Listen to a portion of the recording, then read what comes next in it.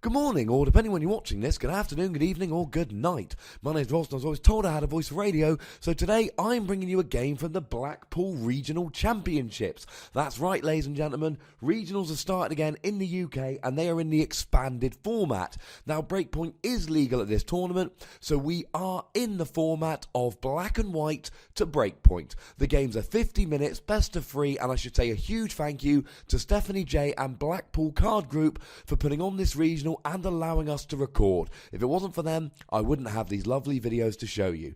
So as always, sit back, grab yourself a nice beverage and enjoy this game from Blackpool Expanded Regionals. Black and white to Breakpoint, 50 minutes, best of 3. Good morning, or depending when you're watching this, good afternoon, good evening, or good night. My name's Ross, and I was always told I had a voice for radio, and today I am bringing you round 4 from the Blackpool Regional Championships. Now, it's just gotten going. On the left, we have Toby Woolner, and he is going to be playing Mega Man, that is Mega Manectric, and he is going to be playing Rayquaza EX, Mega Rayquaza EX, but not the one you're probably expecting, hence the Fire Energy. So he uses an Ultra Ball, gets that Manectric straight away, gets a Fire Energy in the discard, and he gets a Max Elixir. That is one of those new cards that lets you look at the top 6 cards and put a basic energy you find in there onto one of your benched basic Pokemon. Unfortunately, none are found yet, which is somewhat annoying. Oh, and okay, to be fair, he had shuffled. But that must be slightly annoying, you know, seeing a Manectric come straight out. And a turn 1 gets this. Oh, not amazing, not terrible. Now, what we saw there gets this, that is a supporter card. One of the things that is ruining Expanded, that lets you look at your opponent's hand, and for every item card they have in their hand, they shuffle it back in, and you get to draw 1 card. So we see another Ultra Ball coming down here. Now, this is an interesting play from Toby, because remember, we've already seen in Ryan's hand, and he's got it sitting on the sitting face up there, he's got a Colrus. So benching that Rayquaza means that now, instead of drawing 3 cards off a Colrus, because he's got his own benched Yveltal, he's going to be drawing 4 cards off a Colrus. And he didn't need to bench that Rayquaza this turn. Although, of course, there is a counter argument. Ryan might be playing the supporter card N, which forces both players to shuffle their hands into their deck and draw a number of cards equal to the number of prizes. So what is the fourth? That fourth card is a second Yveltal. So not the end of the world, but it still lets him draw an extra card. But of course, the chances of Ryan ending were very slim. He'd have had to top deck it. So we do see a Trainer's Mail coming down here, and we've got an N, we've got a Max Elixir, and we've got a VS Seeker. Now, if he's got a supporter, I would imagine he'd probably take that Max Elixir. Yes, there we go. Now, Toby's deck is going to be trying to use Mega Manectric to set up a Mega Rayquaza on the bench and hit for obscene damage. And he plays that. Oh, and he's actually got 2 energy there. So 1 goes on that Rayquaza, and everybody is happy. I say Mega Rayquaza. I was told it was Mega Rayquaza. It might just be regular Rayquaza, though I could be wrong. Oh, now here's good. Now we've got that Pitch Black Spear on that Fright Night Yveltal, which does 60 to the active and 60 to a benched Pokemon EX. Now, an interesting decision for Ryan here. 2 of those will KO that Shaman, and there goes Jirachi. Stellar Guidance will allow Toby to search his deck for any supporter card he likes, and he's going for an AZ, probably to heal that Shaman. But of course, oh no, to get the Caldeo out the active. And Mega Manectric here will hit for 110, which will get the KO due to weakness, and he gets to attach 2 basic energy from his discard to Rayquaza. So you can see here his deck is running very nicely indeed. So Dark Patch from Ryan allows him to attach a Dark Energy from his discard to his benched Yveltal. He gets a Fighting Fury Bout, and he gets a Sycamore, maybe 1 turn earlier by virtue of Toby benching that Rayquaza. So that Yveltal did some good work there, but Ryan didn't choose to hit the Mega Manectric or the Rayquaza, which he could have done. And now he's going to have to... Now, if he gets another Fright Night Yveltal, he will KO that bench Shaman, which will be lovely. But, of course, it's going to be a little bit of an issue because he's going to actually have to get round to doing so. So, We see here Toby gets a Battle Compressor, and he gets to discard 3 cards from his deck, any 3 cards, and he's going for a couple of energy. Why is he going for a couple of energy? Well, by getting rid of a couple of energy, then that means that when he attacks with Mega Rayquaza here, and let's not forget that with weakness he's doing 220 to that active Yveltal EX, he then will be able to attach 2 energy to his benched Rayquaza, and you see where he's going. Now, for anyone who's wondering, what does that Rayquaza actually do? Well, it does 60 times the amount of either fire or lightning you discard. You've got to have a minimum 1 fire, 1 lightning, and then you discard all of one of them.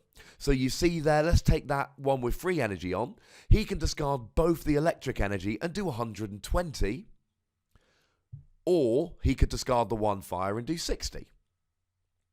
Now, we did see a Jirachi coming down there from Ryan, used his Stellar Guidance to grab a supporter, grabbed an N, and now Ryan's going to get 6 cards, but Toby's only going to get 4. By the way, depending on the editing, you might have seen a little brief blip in the video a moment ago. It lasted for a few seconds. It was, shall we say, a fault with the recording software.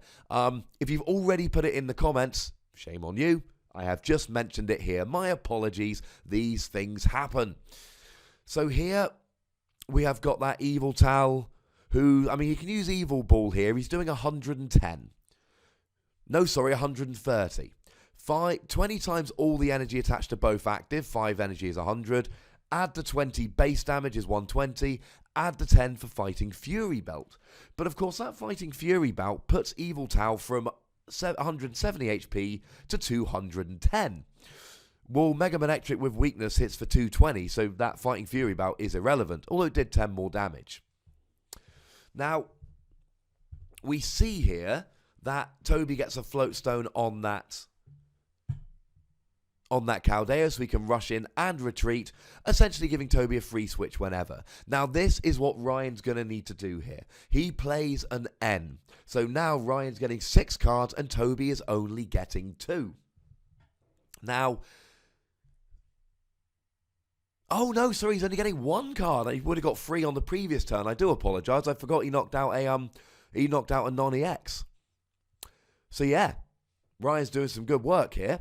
And he now is going to get the KO on that Mega Manectric, because he's going to be doing another, well, this time he's going to be doing 110, but it will be enough, because it will put him on 240 total, and Mega Manectric's only got 210 HP, if I remember correctly. Now, with that Fighting Fury Belt, it puts Yveltal EX's HP up to 210. Which means Toby does not have a KO with that benched Rayquaza. That benched Rayquaza with 1 more electric energy will be able to do 240 and get the KO, but as it is, it can only do 180. So if Toby doesn't... Oh, and here, what Toby's going to do, this is very interesting. Oh, Hex Maniac. And here he's going to do 180. Now, he's not getting the KO, but now, of course, he can use that... Well, actually, there's a couple of things he can do. That was 180. I think there's another hidden dice on there. Now, there's 2 things that Toby can do here. Either he can do 60 HP with the other Rayquaza and get the KO, or he can actually just find something like a Zerosic if he plays it to get rid of that Fighting Fury Belt, which will put put Yveltal's HP down to 180 and actually KO it instantly. So Ryan here, is he going to go for another N? Has he got an AZ maybe? Oh, he's got a computer search, which allows him to discard 2 cards from his hand and search for any 1 card. So whatever Ryan wants here, he has got. I mean, honestly, something like an AZ here would be really good, but it would put him back a turn or 2, because he'd have to get rid of the energy and the Fighting Fury Belt on the Rayquaza. Now, he's gone for a Darkrai here. Oh, and he's got a double Dark Patch, which is wonderful. So he's got that double Dark Patch, and he's got an energy. Does he have an AZ? I mean, AZ here would be fantastic, because he's got a Float Stone on the Caldeo. Now, I remind you that there was a Hex, and he must have an AZ here, because remember, Toby also used... Oh, it's a Sycamore. Toby used a Hex Maniac last turn, which means there is no free retreat from the Yveltal for the Darkrai.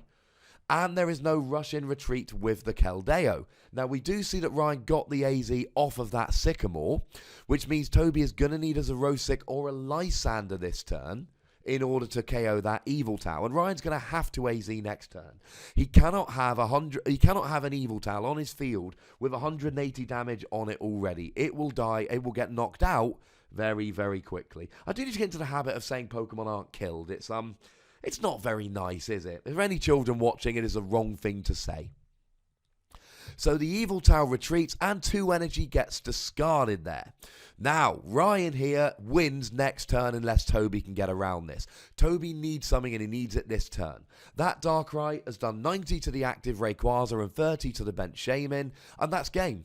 Now, that was a Celestial Roar, but it doesn't matter because Ryan can do 90 to the active Rayquaza to KO, 30 to the bent Shaman to get the KO, and take 4 prizes for the win. And Ryan, I say this a lot, Ryan is one of the best players in the world. And I'm not saying that because he's a mate, and I'm not saying that because he's British. I'm saying that because look in the last 2 or 3 years since Ryan aged up into Masters, look at the results of Worlds. And Ryan, I know I haven't gone and run the numbers. I've looked at it, but I haven't actually physically run the numbers.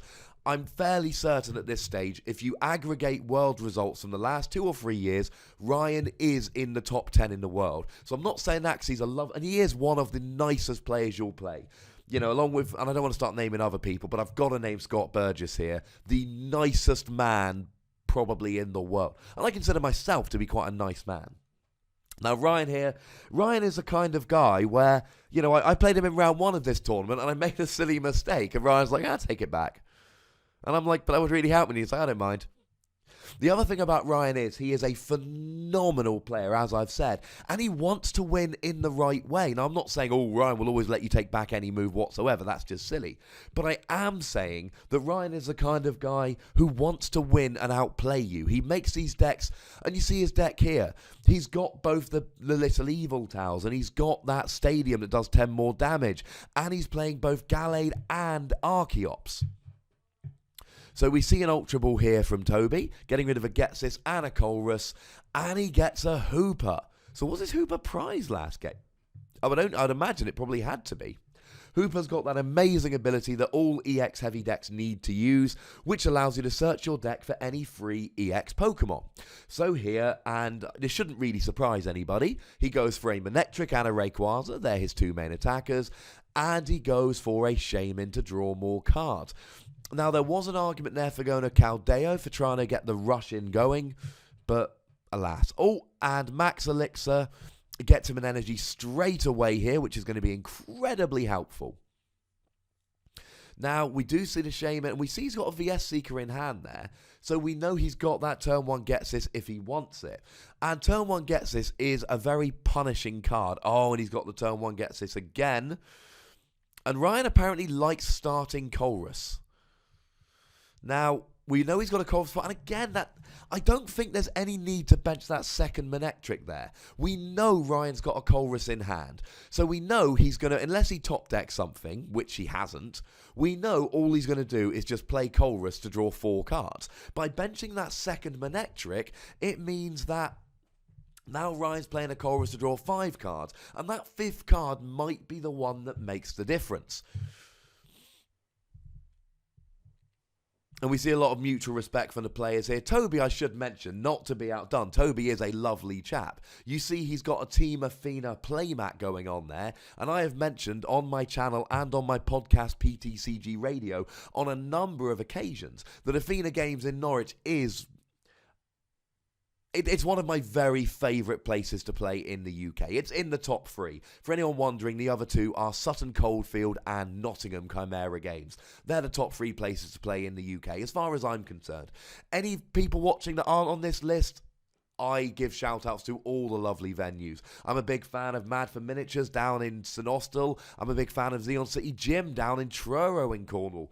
And, of course, let's not forget, I'm a really big fan of...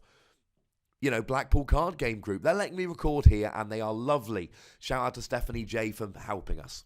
So we saw Ryan there play a Battle Compressor. He got rid of an Energy, which will fuel his Dark Patch, and he got rid of a Maxis And he got rid of a Gallade, so that hoping he can use a VS Seeker to grab that Maxie's back. It'll be the only card in his hand, and then he can play the Maxies. Gallade gets put on his bench as if it's a basic Pokemon, although it doesn't count as a basic for the rules, and he gets to draw until he's got 5 cards in his hand. Now Toby here, not to be outdone, playing a Battle Compressor of his own, gets a Hex Maniac in the discard, gets 2 Lightning Energy. Now, an underrated play from Ryan there, he used a double Colourless Energy to retreat the baby Yveltal.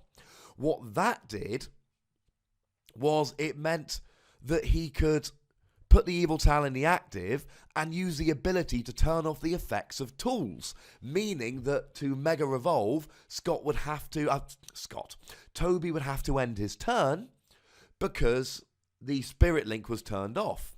Toby, for his part, used the Battle Compressor to dump a Hex Maniac in the discard pile, used a VS Seeker to get Hex Maniac back, played Hex Maniac to turn off Yveltal's ability to turn on Spirit Link so he could Mega Revolve without ending his turn, use the attack to get the KO and put 2 energy on the benched Rayquaza. And now Ryan's using a Colress for 8. These players are playing at a fair old speed, and I've had people tell me, would you consider speeding up the videos and commentating at double speed? And there are games, Night March Mirror matches, where arguably, yes, it would be a good thing to do. But in a game like this, if I was trying to, and for anyone that's watching, I have heard your comments and I understand and I see exactly where you're coming from. But if I'm trying to commentate this game at double speed right now, it's incredibly difficult. He says, having gone off on a big tangent when he could have been commentating. So Battle Compressor comes down here. He gets rid of a Dark Energy. He gets rid of a Lysander. And now remember, and an AZ. And we saw how useful AZ would have come in the previous game. Now, AZ and Lysander, this is a very common play. VS Seeker allows you to grab any supporter from your discard pile and put it in your hand. So you put them in the discard pile so that you can reuse them with VS Seeker. You can find them more easily. 1 AZ turns into 4 VS Seeker, which is, if you've got 4 of them in your deck, it's more likely you'll grab one of those 4 than just a single AZ. And we see a Dark Energy going in the discard because, of course, you can then use Dark Patch to put it from your discard pile onto your bench. Now, Toby here is using a Battle Compressor to get rid of some energy and some supporters, exactly the same as Ryan. Now, Toby's got a weird thing going on in his deck. Oh, it's a shame he's got so much energy in hand, to be honest. And that's good. Now that's going to be 180. So free lightning on the Rayquaza means 180 damage if he gets rid of all the lightning energy, which will KO a Darkrai or an Yveltal if they don't have a Fighting Fury belt. Although, of course, we see here that Ryan plays many of those cards. Now, Toby also plays Max Elixir, but I think it's fair to say those Max Elixirs are not going to do him much good for the rest of this game because, well, there's no more energy in his deck. We know there's no more energy in his deck. Now, I don't know if Toby plays Zerosic. Now, if he doesn't, I'm going to be willing to bet he wishes he did right about now, because Zerosic would have won him the last game. He could have used Zerosic to get rid of the Fighting Fury belt. Now, there's that Dark Patch, which allows Ryan to grab a Dark Energy from his discard, attached to one of his bench Pokemon. And then we see a Sycamore discard his hand and draw 7 cards. Now, he doesn't hit a DCE, but he does hit a Dark Patch Dark Energy here. Oh, and it might be that he's got that computer search, so it might be he's going to use that to search for a DCE. Now, this is it's a slightly risky play here, if he's going for what I think he's going for. Because it will do 60 to the Mega Manectric, bringing it down to 150, and then 60 to the bench Shaman. But we saw in the previous game, with the combination of that Fright Knight Yveltal, named so because of its ability Fright Knight, and the Darkrai's Night Spear. It's a Night Spear? It's been so long. It used to dominate the format, and it's not really something we talk about very much anymore. But anyway, between the two of them, he can take out those Shaman when they're on the bench, and that's, shall we say, a useful thing to be able to do. So, 60 to the active Mega Manectric, and 70 because of the stadium, and 60 to the benched Rayquaza. So Toby Ryan taking no chances here. He is building up so that he can get these big KOs. Now, the other thing is, of course, that this baby Yveltal being KO'd is going to do very, very little. Because Ryan's got one non-EX on the field. So if Toby KOs this baby Yveltal, he's still going to have to KO 2 EXs to take the final 3 prizes to win the game. So this is, he's having to give up the energy here. But in terms of actual giving up prizes, this actually helps Ryan. Because not only does Toby not get any closer to winning the game, like I say, he's still going to KO 2 EXs, but actually here, Ryan is in a wonderful position where now Toby's going to KO an EX and Ryan is going to be able to end him to 1 card rather than 2, which of course will give him less chance of drawing out of it. So, and we see it's these little plays, and I lost to Ryan in round 1 of this tournament, and it was those rare losses where I lost the game and I'm like, you know what? This is awesome.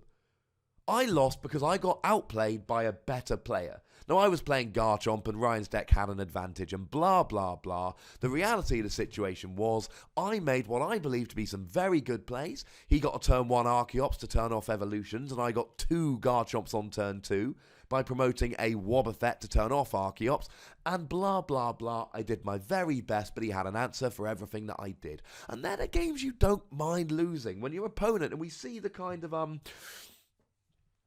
We see the kind of plays that Ryan's making here, and it's a sign of a really good player. Things like now it didn't work, but things like putting that Friday Night Yveltal active to try and force your opponent to end their turn in order to Mega Evolve. And, the Darkrai play on the previous game, just really heads-up plays. So Ryan is trying to get a KO here.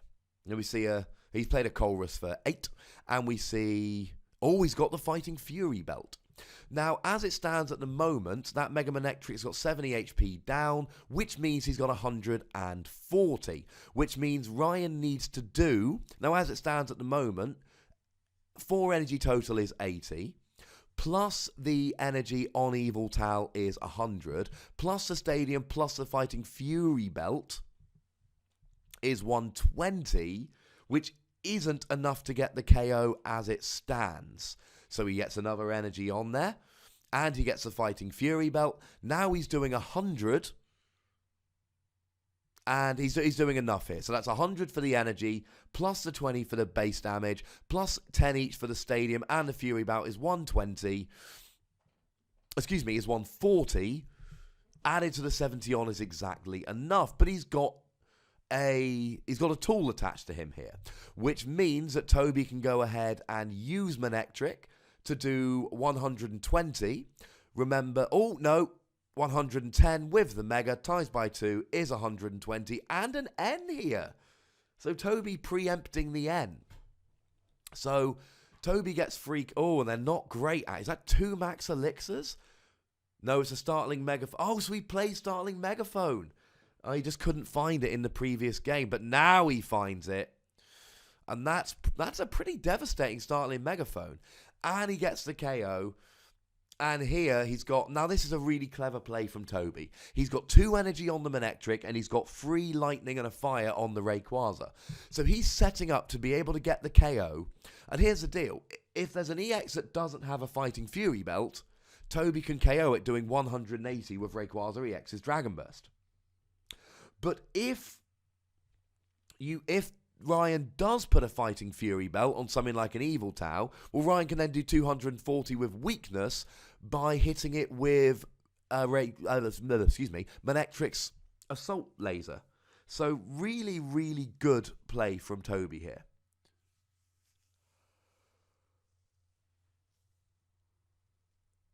And Ryan is going to need something like... he's really going to need a Darkrai with a Fighting Fury belt just to stave off a KO at this stage. Now he's doing everything he can. He ends Toby to a single card. The Tool Scrapper didn't really do much to get rid of that Spirit Link, which has already done his thing. What it did do was it meant that when Ryan shuffled his hand into his deck, there was 1 less card. And this is just game here, because Toby can just retreat and Dragon Burst, and that's the game. Ryan also put down that Silent Lab, but it was a moot point in the end. So 1 game all, going to game 3, and this is a fascinating matchup, because Ryan is playing Yveltal, which I think it's fair to say is the best deck in the format at the moment. He's also in a situation where, he's playing a very varied, very good list. Toby, on the other hand, is playing a very unique deck, but it's a very powerful deck, and we've seen in game 1. Now, here's the thing. In game 1, Ryan, did his thing. He used a whole bunch of complicated maneuvers to kind of put Toby on the back burner and sneak out a come-from-behind victory. In game 2, he wasn't able to. But in both games, Toby got set up nice and fast and smashed. And it was only the clever play of Ryan coming from behind with things like the N which saved him in game 1. So it certainly looks like Toby's got a decent matchup here. Now, I should at this stage, although I said a minute ago, I should make it a bit more explicit. A huge thank you to everybody at Blackpool Card Group and, Stephanie J especially for allowing us to record here. Really nice people, and they made it super easy. And that happens a lot in the UK at the moment. People make it super easy for me to record, set up a table. It's not the only venue that's done it, but they are one, and I'm super, super grateful to all of them for allowing me to do so. Just lovely, lovely people. Now, we saw there. Did Ryan not take that dark patch? Oh, okay.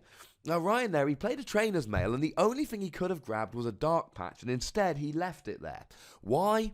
Because he wants to grab a Shaman with the Ultra Ball. And grabbing a Shaman with the Ultra Ball means he's going to use the setup ability to draw until he's got 6 cards in his hand. He can't play the Dark Patch now, so taking a Dark Patch with Trainer's Mail would mean he draws 1 less card with Shaman. Now there was an argument there, not a good argument admittedly, that Ryan could have grabbed a Dark-type Pokemon and then used Dark Patch to attach a Dark Energy to that Pokemon. But of course then he would have a really, really bad hand. So not the kind of thing he'd really want to be doing. And now he already had 1 Dark Patch in hand. I don't think he grabbed the Dark Patch. He might have done. I don't think he did. Now, he attaches a double colourless there. Now, it's often a bit dodgy to attach a double colourless on turn 1, because a lot of decks nowadays play cards like Enhanced Hammer or Zerosic that will get rid of it. But we've seen 2 games. We've seen Toby dig quite deep into his deck. It doesn't look like he's playing Enhanced Hammer. Not only does it not look like he's playing Enhanced Hammer, but he's actually... It doesn't seem like he's playing Zerosic. And even if he is playing Zerosic, ladies and gentlemen, he doesn't want to play as a Zerosic on turn 1. He wants to play something like an N or a Sycamore or something that's going to draw him more cards. Although we have seen a turn 1 gets this from him both games, so maybe he can set up using Shaman and then go ahead and use as a Zerosic, but we haven't seen him play it yet. So Ryan, he drew an extra card with Shaman by virtue of playing that double colourless energy down, and he probably feels fairly comfortable that he's going to be able to take advantage of it. Now, we do see a Sycamore coming from Ryan there, and we've got that Dark Patch. Of course, he used that Battle Compressor, got the energy in the discard. No, he didn't. He got it there with a Ultra Ball early game. So Sycamore comes down, and he gets another energy in the discard. He's fueling those Dark Patches, and that's something you want to do in this deck. You want to be getting those Dark Patches down, or you want to be getting energy in the discard so that you can be Dark Patching nice and early.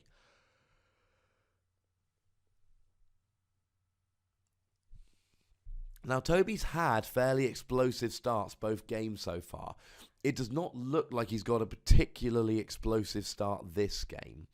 Now, the good news is a 0 energy EX is quite hard for Ryan's deck to take down in 1 turn. You can do it with Yveltal EX's Evil Ball, but it takes a lot when they've got no energy adding to your total. Now, we do see a Battle Compressor coming down here, getting rid of a Sycamore and a Colress and a Hex Maniac. Again, just giving Toby options when he draws into his VS Seekers. And in the modern format, everybody is playing 4 VS Seeker. Now, he has got a VS Seeker in hand, so he's got to Sycamore. We see a Getsis, a Max Elixir, a couple of Energy, and a Mega Manectric. The Max Elixir is a bit of a pain, but it's of course far from guaranteed. And the Mega Manectric is a bit of a pain because he's probably only playing a few of those. Now, we do see the Caldeo Floatstone here, which is going to allow him to rush in and retreat. Just means that Hooper EX is not going to be stuck in the active. Now, Ryan here is going to want to get a Dark Energy on that Yveltal, and he's going to want something like a Silent Lab, or a Hex Maniac, or even something like a Tool Scrapper or a Xerosic, i.e. he either wants to turn off abilities, or he wants to get rid of that Floatstone on the Keldeo. Because this is how Ryan could eke out an early win here. What he could do is essentially just use that Fright Night Yveltal and just do 60 to the active, 60 to 1 on the bench, 60 to the active, 60 to 1 on the bench. Take 4 prizes nice and early, or even just, spread the damage around while he KOs the Hooper. So that would be an option for Ryan here, but he needs to take that Caldeo out of the equation. We didn't see an AZ going down into Toby's discard, and we've already seen him use a Floatstone on the Keldeo. So something like a Tool Scrapper or a Silent Lab, which we've seen Ryan play, or a Hex Maniac, to force Toby to have essentially a Floatstone in hand, could really set Toby back here. Now, the big downside of this, of course, is that Ryan doesn't have a Dark Energy in hand. And that's a big problem.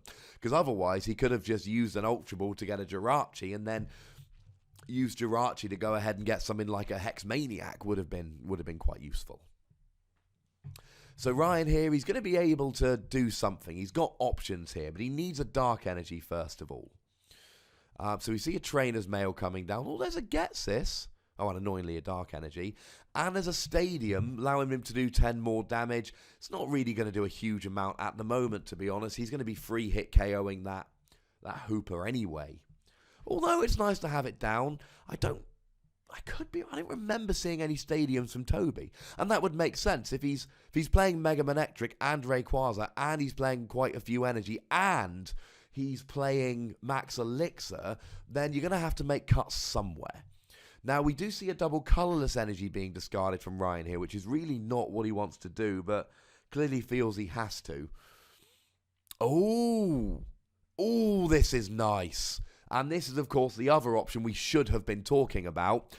Ryan here is going to try... Oh, and he's got it. He has got it. He's going to bench the Caldeo, put the Stadium down. He's going to use Maxie's Hidden Ball Trick because it's the only card in his hand. He gets to grab a... Oh, an Archeops. Oh, that's it. And draw to 5 cards. Oh, but he doesn't have the Tool Scrapper. Now, what Archeops does, we mentioned Archeops earlier, it stops your opponent evolving. So there will be no Mega Manectric unless Toby plays a Hex Maniac. Now, the other thing, of course, is that Toby here... Now, regular Manectric maxes out at 60 damage, or 120 with weakness. Oh, and there's an AZ, so all those things I said about stopping the Caldeo would all have been moot. And Baby Yveltal cannot have a Headringer put on him, although we've seen no Headringers from Toby yet. Which means all of a sudden Toby is in 2-hit KO territory.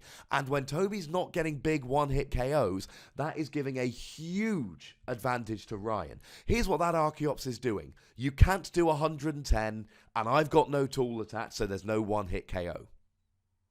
No, he can't evolve because of the Archeops. The Archeops stops him evolving. It also means that he can't attack with the Mega Manectric to put the energy on Rayquaza EX, which is going to massively slow down Rayquaza EX. So maybe I should have been talking about this earlier in the video, although it really doesn't matter because we're talking about it now, gosh darn it. Ryan was not in a position to get that Archeops out earlier in the game. And we saw in games 1 and 2, Toby really took the initiative and really was flying. Toby was doing very well in games 1 and 2. That is not, ladies and gentlemen, the way it is going here. Ryan has gone from needs to play really carefully and get a comeback victory to Ryan is very much in the driver's seat here. So he gets a Colress for 7. And you'll notice Toby had no lightning energy last turn for the Manectric. So that means all he actually did was 40 damage to that Yveltal. Although, to be fair, with an energy, it'll get KO'd next turn anyway, because it will do 120, which will put him up to 160.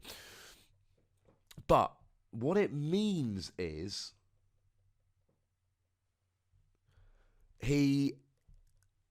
now another Fright Night Yveltal would be lovely here. Because what Ryan could do was he'd get another hit on the Manectric, and then he could... Oh, here's an interesting play. This is a very interesting play. I was thinking, and then he could KO both the Shaman and the Manectric on the next turn. But Ryan's going a different way, and this is an awesome play. He is doing 120 damage here, which is enough to get the KO, with Yveltal's second attack. Now, what this does is it KOs the Manectric, gets Ryan 2 prizes. But far more importantly, how's Toby going to KO this? Now, flip a coin. If tails, he can't attack next turn, but that's irrelevant because Caldeo can rush in and retreat and it resets. Now, how's Toby going to KO this? Oh, no, sorry. There is a way to KO it. What he has to do here is he has to get a benched Manectric, he has to attach an energy, and then he has to hit a max elixir. And then he'll be doing, he'll be doing a lot of damage. He'll be doing 240 with the Manectric. But that's his only hope here. That's Toby's only hope. He's got to get a Manectric on the bench. He's got to get a max elixir and another energy. And if he doesn't hit all of that, then he's basically lost this game. I don't really see much of a way back here. So Ryan's put himself in a great position here. Now, he's got a max elixir. Does he hit the max elixir? 5. Oh my goodness, that is just devastating. Oh, that's so harsh. Now, he does still have a Shaman in hand, and he does still have a bench space. So he can maybe draw another max elixir, and he doesn't. Oh my goodness. That was it. That was his route to victory. Oh, he's got Skyfield. Oh, it's not. He does play stadiums then. Maybe he played that earlier in the video. If he did, I apologise. So now Toby can have some more bench spaces. Can he? Oh, and a VS Seeker and a Mega Manectric. It's just harsh. But he's playing a Jirachi here and presumably going for a Colress. If he's got a Colress, that would absolutely be the one to go for. Would net him 11 cards at this stage. He might have to go for a Sycamore. And, it's just... And now he's got energy in a discard that he's not recovering with Mega Manectric. And that VS Seeker going down means as a turn he can't use Hex Maniac to turn off the Archeops. And it is not good, ladies and gentlemen. Not good at all. And there's even a chance here that Ryan can now just start abusing those small HP EXs using Yveltal, the baby Yveltal there. So very, very unfortunate on the part of Toby here. Now, to be fair, he doesn't have that many energy in the deck. So maybe his odds of hitting the max elixir weren't all that. But then again, he's got like 4 energy there, it looks like. And he saw 6 cards. So Toby's max elixirs have not done him a lot of favours in this round, shall we say, in this best of 3 series. Oh, and he gets... he's already attached an energy this turn. That's why he needed to hit the max elixir. Is that a double attachment? I'm going to need to go back. We're going to have another appendix on the end here. Because Ryan got the KO the previous turn on the Manectric and left Toby with no energy on the field. I don't think he hit the max. In fact, I'm sure he did. There might have been a double attachment from Toby there. We're just going to carry on the video as if he didn't, and I'm going to look back and pop an appendix on the end just to check. Toby played an awful lot of cards that game. It's very easy to lose track. So we saw a KO on that Yveltal there. And Ryan's just having a look through his discard pile. And you would do this for a number of reasons. You'd look, how many VS Seeker has he played? How likely is it that he's going to play a Lysander next turn to get a KO? Now, Ryan, for his part, is going to be trying to build up this Yveltal EX. And does he have the KO? He doesn't have the KO. So he's just doing 60 to the Manectric, and he's going to be doing 60 to some bench Pokemon, probably a Jirachi, one would assume. Because he can do 60 to the Jirachi, and then he can KO the Jirachi by attacking with a Darkrai, doing the extra 30 damage from Night Spear, rather than having to use a second Fright Night Yveltal to get the KO. So we see a Trainer's Mail from Toby here. Means he can look at the top 4 cards of his deck, pick a pick an item he fires and put it in his hand. So he's got the Floatstone. He can put it on the Caldeo. And like I've said a few times now, Caldeo's ability allows him to jump into the active spot. Floatstone gives him free retreat. So that gives Toby unlimited switches should he need them. Oh, and just as we see Toby putting down the Floatstone on his Caldeo, he takes away the Floatstone from Ryan's Caldeo. And a computer search. What's he looking for here? I mean, he's going to need an energy attachment because, I mean, spoiler alert, that Manectric's going down. That Manectric's going down next turn. And then he's got a Jirachi on the bench with 30 HP, which is about to die. Oh, and I mean, it seems like a desperation play from Toby here. Because what's he going to do? He's got a fire energy on that Rayquaza. And if he puts another energy on next turn, he's doing 60 damage. Well, how's that going to really help him?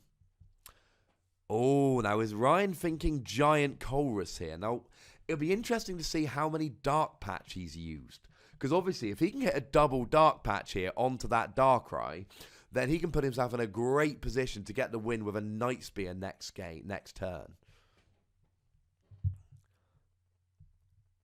I think he might not have enough cards in hand, though. Now, one thing I'll say about Ryan is he knows what's in his deck. So he knows next turn, he knows if he's going to hit what he needs. So Ryan will know what his last 2 prizes are. So if he needs something like a Night Spear for the win, he'll know he's going to hit it. Although, to be honest, if this Yveltal doesn't go down, and it doesn't look like he's going to, Ryan can just hit a Lysander for the win now. Oh, and I'm saying all of that. It's irrelevant. There's a Fright Night Yveltal on the bench with free energy. So Ryan has got the win next turn. Toby has got to hit an AZ or something along those lines here, or he has lost next turn. Because Ryan can just manually retreat the Yveltal and use Pitch Black Spear to KO that Jirachi on the bench and get the win. So if he's got an AZ here, he's got to play it. Doesn't really do him much good. It's probably just delaying the inevitable for a turn. But if he doesn't play the AZ, he loses this turn.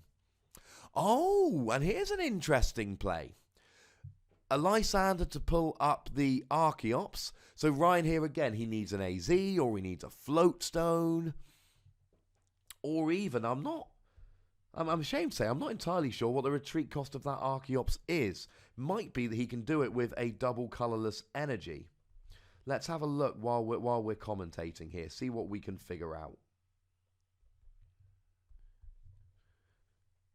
Oh, and there we go. Ryan's uses, it doesn't matter. Ryan uses Battle Compressor. Oh no, it is a retreat cost of 2. Oh, and he just uses AZ to pick it up. And then that is the Pitch Black Spear for the win. So, brilliant win from Ryan there. And we saw game 1 and 2, and they were really Toby's opportunities. Game 3, Ryan got the Archeops, and it really was all over at that stage.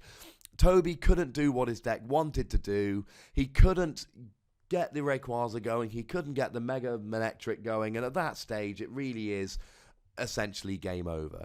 So I'm going to go and have a quick look at what happened with those energy attachments, and I'll meet you on the other side.